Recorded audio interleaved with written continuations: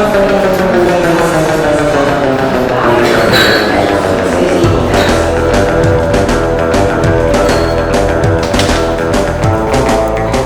what you just tasted, sugarcane syrup, comes to us from the farm and travel-sized containers, almost run 250 gallons. This started out life as about an acre of sugarcane. Harvested end of October, first part of November. Sugarcane juice. After you crush the sugarcane, you've got about 5 hours to go ahead, heat that juice up, start producing the tangible syrup, otherwise it's going to start to ferment all by itself. Reduce it down to a syrup, we can concentrate the sugar acts as a preservative. We can now store this year round. To make rum, first thing we're going to do is turn this back into the juice that we would have had when it was freshly squeezed. So we'll take 500 pounds of syrup, 175 gallons of purified water, 6 ounces of yeast. All alcohol is created by yeast converting sugar into alcohol. That's small amount of yeast. Oh yeah, it's tiny amount. So this is a measuring cup. This will do 225 gallons of reconstituted sugarcane juice. And then that yeast is going to start converting sugar into carbon dioxide, alcohol, and acids. Right. So this one just got started yesterday. So you can see there's a lot of activity going on in there. It's bubbling, fizzing, swirling. Still got a lot of heat to it.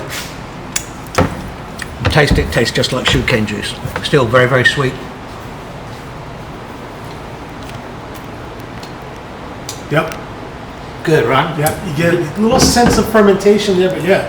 So, 6 days from now,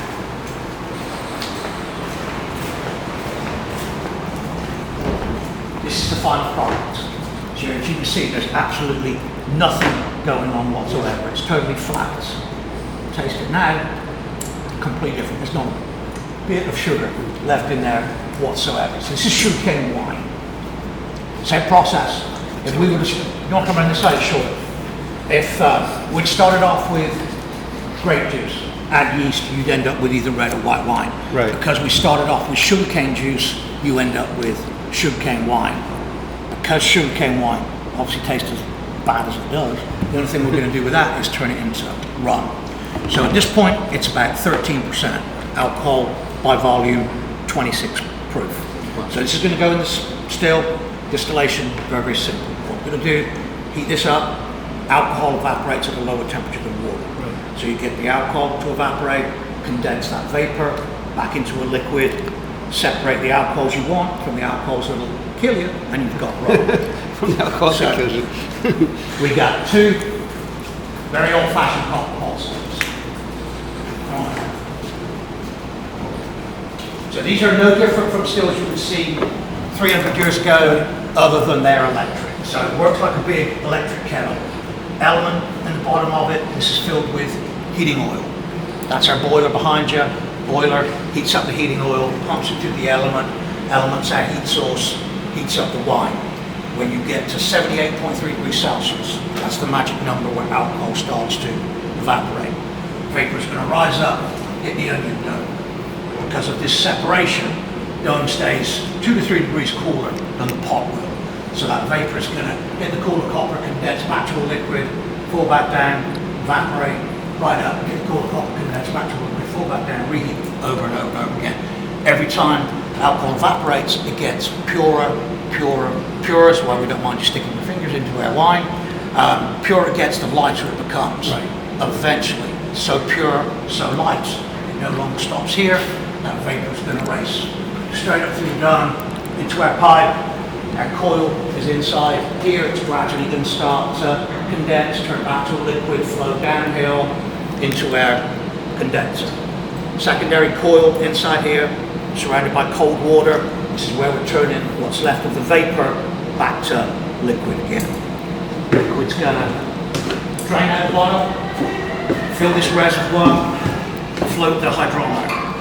So this is our guide through the distillation process. What this does is it measures the density of the liquid in here.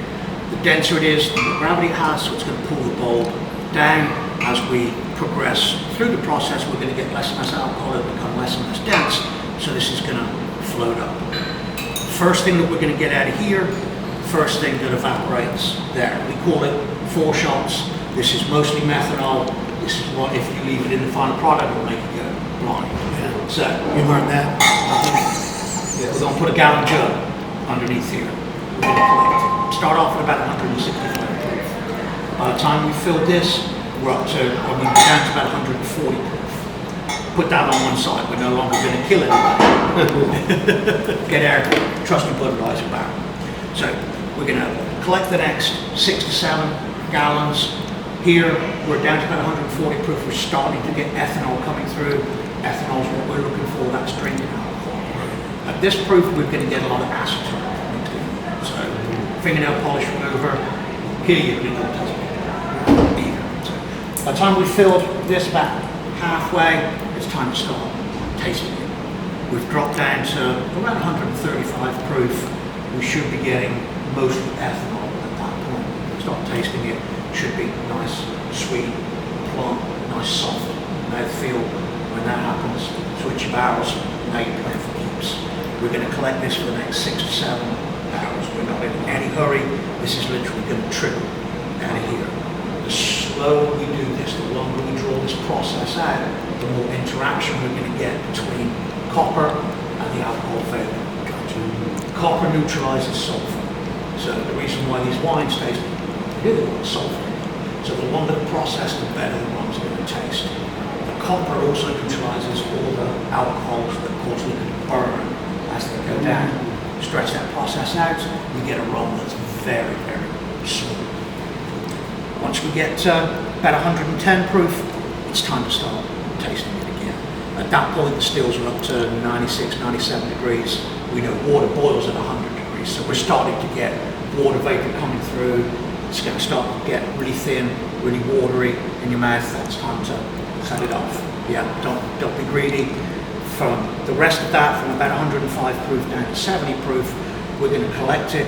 Even though it's starting to get watery, that'll be the basis for our next distillation. So we'll put that back in the still, we'll put the next fermentation in on top of it, and we'll go again.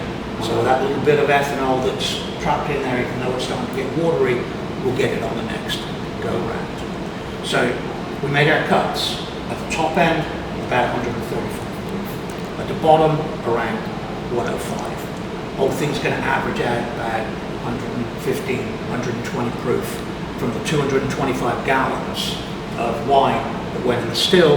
We're going to get between 30 and 35 gallons of rum. Okay. Most of what we produce is going to go into a barrel. This is aged exactly the same way bourbon's aged.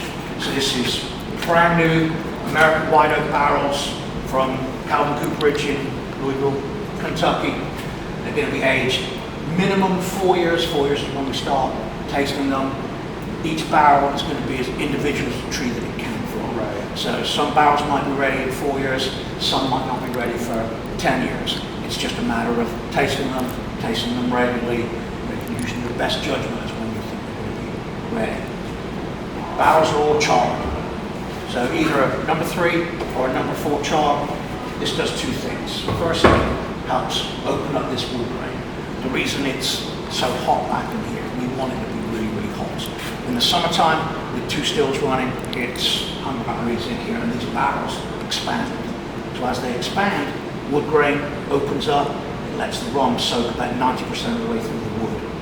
In the wintertime, when it's cold in here, the reverse happens. The barrels shrink, that wood grain closes up, and it squeezes that rum back out. So as that rum is moving in and out of the wood grain, all of the amino acids, fatty acids that are created during fermentation are reacting with the minute levels of sugar that's in white oak, and it's going to create a vast array of new flavors. So you're going to get vanilla, caramel, hints of citrus, leather, tobacco, ginger, nutmeg. Each barrel is going to have these in different concentrations. Each barrel is going to be different from the one next to it. The best barrels, we will bottle the rum in them at cask strength. The ones where we get predominantly vanilla and caramel, those will be the ones we cut to 86 proof. How long can you use a barrel before it has to be? We use it once. We use a brand new barrel, we use it once, and then we sell it on to wineries or breweries, and they finish their wine, finish their beer in it. We have really good relationships with Terrapin Brewing in Athens and Chateauland Winery in Brunswick. Awesome. With wine, they'll use the barrel a couple times. Yeah. So, Barrels are like tea bags. Yeah. Whoever gets it first gets all of the flavors. You wouldn't serve your guests tea from yesterday's tea bags. We don't want to serve our guests rum from somebody else's barrels. wow, that's amazing. Just one use and then off they go. That's it. So when you, like with Terrapin, so when you give them the barrel, is that rum is still inside It's the still barrel? in there. Yeah. So when they do their beer, they'll have that rum infused. And some of their beers, what we'll do is we'll start the rum in the barrel for 2 years. Take the rum back out, lend the barrel to Terrapin. They'll use it for 2 years and give it back to us. So they get the rum finished beer, we get the influence from their beer into our rum. Wow. And we do the same thing with Chateau Guillain with a port. And it makes the rum taste completely different without having any additives. Wow. in it. So all our rums are the 3 ingredients that we talked about up front. Yeah. So this is sugarcane syrup from the farm, it's water, and it's that little tiny bit of yeast. That's We amazing. talked Just about that little there. tiny bit of yeast for all that. Everything else comes from the barrel. There's no sweeteners, there's no additives, there's no colorings. It's about as natural as it's going to get. After the first fermentation, is there a lot of sediment at the bottom of the tote that you have to? No, the fermentation's going to go into the still. We'll get our 35 gallons of rum out of it. Hose will go straight to the drain in the middle of the floor, and we'll drain the other 185 gallons straight down there. Then we clean the stills and we go again. Wow. Usually 6 days a week. Wow. That's usually like beer and wine. After the first fermentation, there is a lot of sediment Yeah. that you have to, No, especially you don't with have to worry beer. about it whatsoever. That's one of the worst smells you could ever smell. Is that sediment after the first fermentation? When you're dealing with a grain, you have to convert starch into sugar. Because we're starting with sugar, that we don't have to create a mash. That's one step less that we have to There's do. no starch. So all we're doing is taking liquid syrup, mixing it with water, and stirring it. So there is no residue left over. That's awesome. We're always dealing with liquids. Oh, yeah, that's great. I experimented brewing beer for a while, and the first time we did that, and that smell of that sediment, the first fermentation, I'm not dumping this. I dumped it out in the street. This is dang. But yeah, so that's really cool. Our owners, Eric and Karen Vonk, live on the farm where we grow the sugarcane. They are very hands-on owners. We started off as a hobby. We were making beer, they were making rum, homemade still, tucked away in the barn, on the farm. This grew and grew and grew. The goal here is to make the best American-made rum, hands down. Forbes Magazine gave us Best American Rum in 2018. We did it here in Brunswick. We think we've only gotten better since then. And this area is known for growing sugarcane. Yeah, I mean, that was historically. historically, that was one of the Yeah. products of this area. There's been sugar here since the 1700s. It got wiped out, and now the sugarcane that we produce, the purple ribbon sugarcane, was actually brought by the Dutch into Darien in early 1800s. Wow. And these copper pots, they're imported, right? These are all handmade in Portugal. Wow. That's amazing. And that's just good old-fashioned still right there. Oh yeah, this is no different than the cognac stills or the Scotch stills that would have been imported into the Caribbean when rum was first produced. Only they're electric and there's no open flame. That's the only difference. Copper is the best way to go. Oh yeah, The flavor and the smoothness that you can get in any spirit. but also it conducts heat and cold Yeah.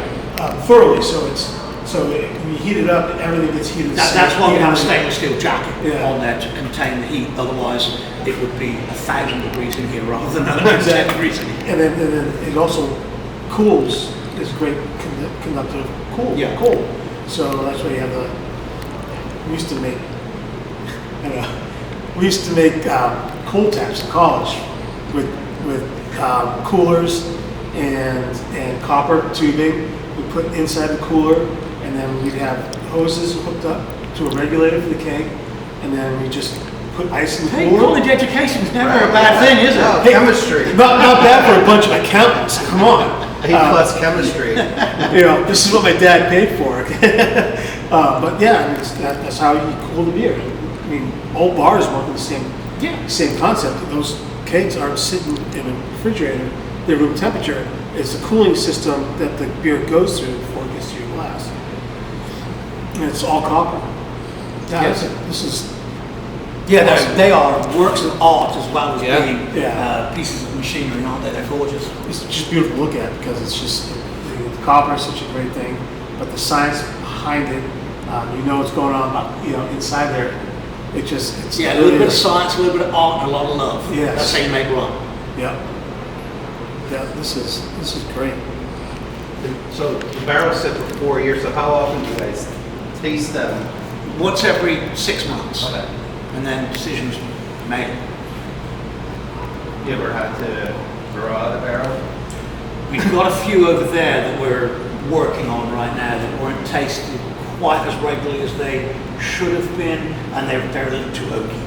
So as they age, you're going to lose 3 to 4% to evaporation. So you start to get less and less in there. So with those, we've put fresh rum back on top of them. Hopefully, we can rejuvenate them and then do a special release. They'll never be good enough to be Richland Rum, Old South Georgia Classic, but maybe we can do something. We'll see. Do you blend a little bit from one barrel to the other?